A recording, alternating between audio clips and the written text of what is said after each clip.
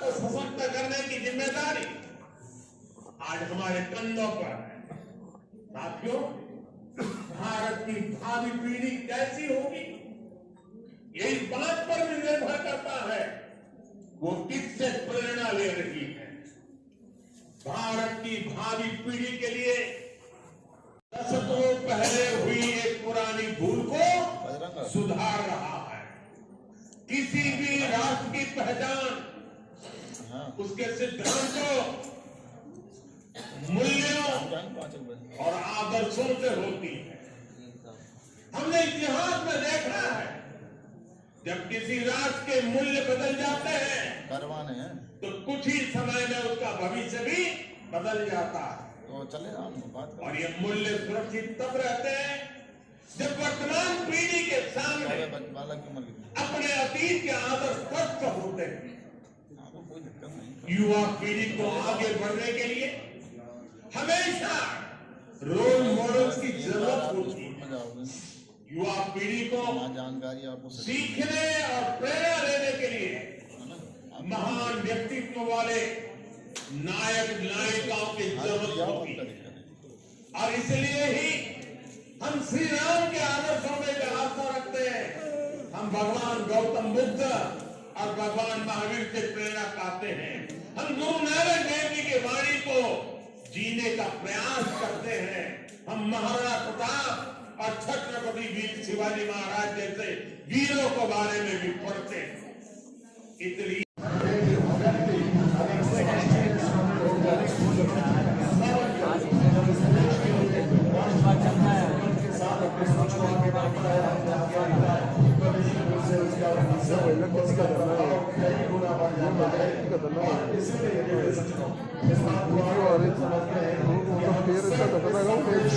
गाड़ी तक हम सब जाने समझे आत्मसात करें। गाड़ी भी चल रही है जान को कहीं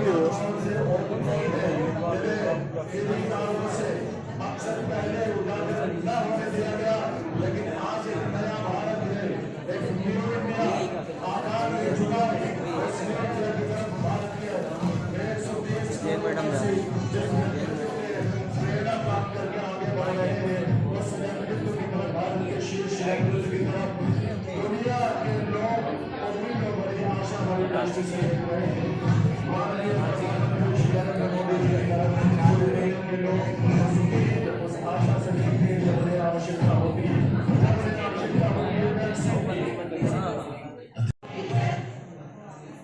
लोकप्रिय यशस्वी प्रधानमंत्री नरेंद्र मोदी जी,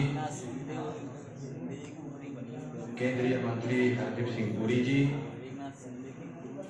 पंजाब के मुख्यमंत्री भगवंत मान जी, अर्जुन राम मेघवाल, इतिहास से लेकर किंवदंतियों तक हर पूर्व चेहरे के सामने महानायकों और महानायिकाओं के बीच एक से एक महान चरित्र रहे। लेकिन ये भी सच है कि चमकौर और सरहिंद के युद्ध में जो कुछ हुआ वो भूत और भविष्य नहीं था। ये अतीत हजारों वर्ष पुराना नहीं है कि समय के पहिए में उसकी रेखाओं को धुंधला कर दिया। ये सब कुछ इसी देश की मिट्टी पर केवल 3 सदी पहले हुआ। एक और धार्मिक कट्टरता और उस कट्टरता में अंधी इतनी बड़ी मुगल सल्तनत, दूसरी ओर ज्ञान और तपस्या में तपे हुए हमारे गुरु, भारत के प्राचीन मानवीय मूल्यों को जीने वाली परंपरा, एक और आतंक की पराकाष्ठा, तो दूसरी ओर अध्यात्म का शीर्ष, एक और मजहबी उल्लास, तो दूसरी ओर सब में ईश्वर देखने वाली उदारता। और इस सबके बीच और लाखों की फौज, शौर्य पराक्रम के भी सभी प्रतिमान टूट गए। साहिबजादा अजीत सिंह और साहिबजादा जुझारसी ने भी बहादुरी की वो मिसाल कायम की जो सदियों को प्रेरणा दे रही है।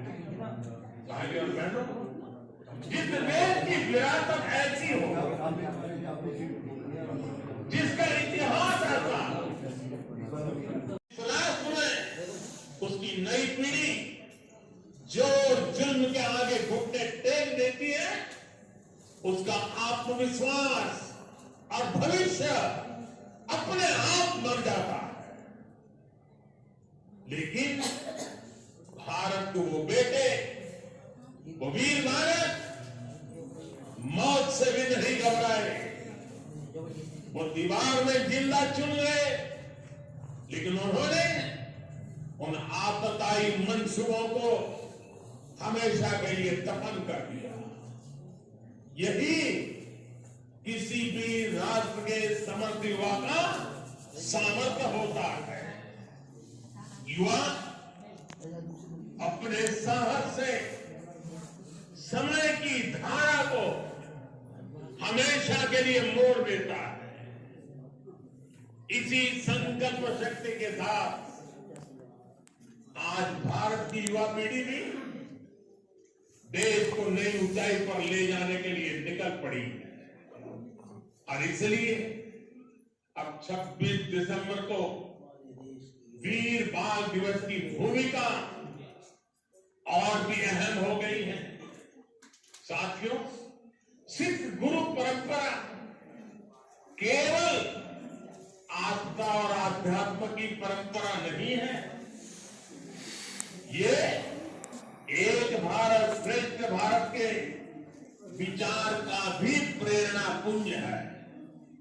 हमारे पवित्र गुरु ग्रंथ साहब से बड़ा इसका उदाहरण और क्या हो सकता है। इसमें सिख गुरुओं के साथ साथ भारत के अलग अलग कोणों से 15 संतों और 14 रचनाकारों की वाणी समाहित है। इसी तरह आप गुरु गोविंद सिंह जी की जीवन यात्रा को भी देखिए।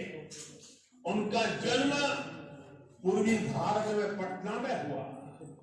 उनका कार्यक्षेत्र उत्तर पश्चिमी भारत के पहाड़ी अंचलों में रहा और उनकी जीवन यात्रा महाराष्ट्र में पूरी हुई। गुरु के पंच प्यारे भी देश के अलग अलग हिस्सों से थे।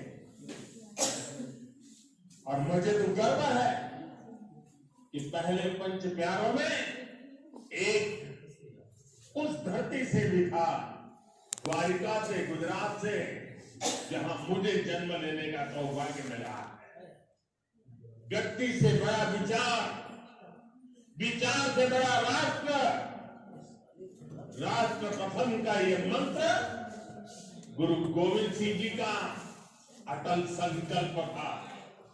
जब वो बालक थे तो ये प्रश्न आया कि राष्ट्र धर्म की रक्षा के लिए बड़ी बलिदान की जरूरत है।